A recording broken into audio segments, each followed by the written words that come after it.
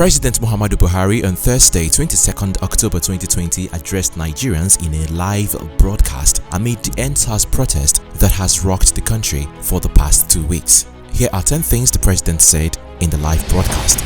1. The hijacking of the EndSARS protest. The president said it has become necessary for him to address Nigerians, having heard from many concerned Nigerians and having concluded a meeting with all the security chiefs in the country. He therefore warned those who have hijacked and misdirected the initial genuine and well-intended protest of some youths in parts of the country against the excesses of some members of the now disbanded Special Anti-Robbery Squad SARS. 2. Protests are a fundamental human right. Recall that the president on Monday 12th October acknowledged the genuine concerns and agitations of members of the public regarding the excessive use of force by members of SARS. He said that the choice to demonstrate peacefully is a fundamental right of citizens as enshrined in Section 40 of the Nigerian Constitution and other enactments. But this right to protest also imposes on the demonstrators the responsibility to respect the rights of other citizens and the necessity to operate within the law. 3. NSARS protesters' demands. The president, while addressing Nigerians, disclosed that as a democratic government, he has listened to and carefully evaluated the 5-point demands of the protesters, and having accepted them, he immediately scrapped SARS and put measures in place to address the other demands of the Nigerian youths. On approving the termination of SARS, the president made it clear that he was in line with the commitment to the implementation of extensive police reforms in the country. 4.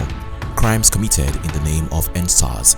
President Muhammadu Buhari said the promptness with which he has acted seems to have been misconstrued as a sign of weakness and twisted by some for their selfish, unpatriotic interests. The result of this is clear to all observers, he said. Human lives have been lost, acts of sexual violence have been reported, 2 major correctional facilities were attacked, and convicts freed. Public and private properties completely destroyed or vandalized. Sanctity of the Palace of Peacemaker, the Oba of Lagos, has been violated.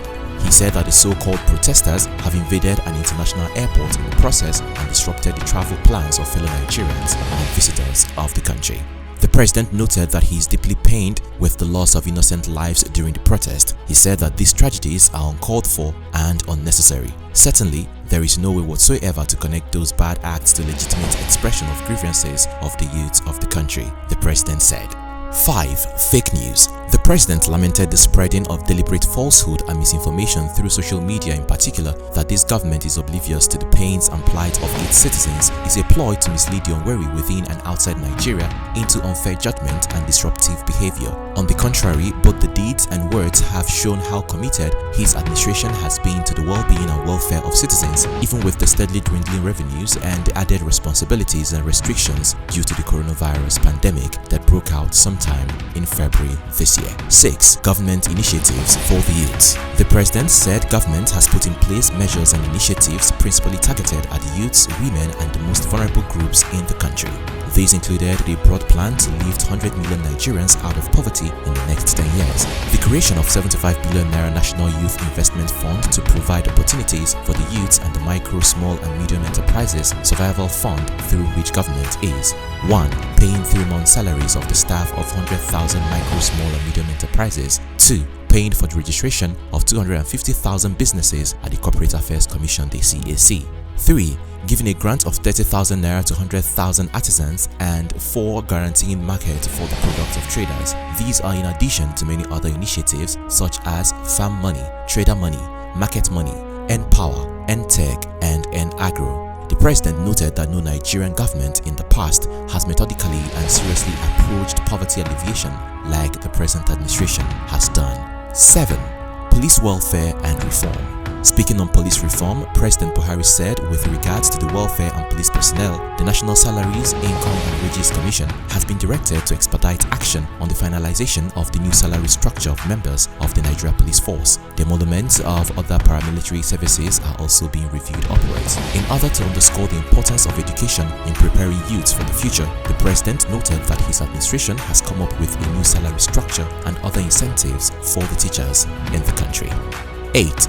Commitment to Nigeria's unity. President Muhammadu Buhari noted that he wishes to reaffirm the federal government's commitment to preserving the unity of the country. He noted that his government will continue to improve good governance and its democratic process, including thorough sustained engagement.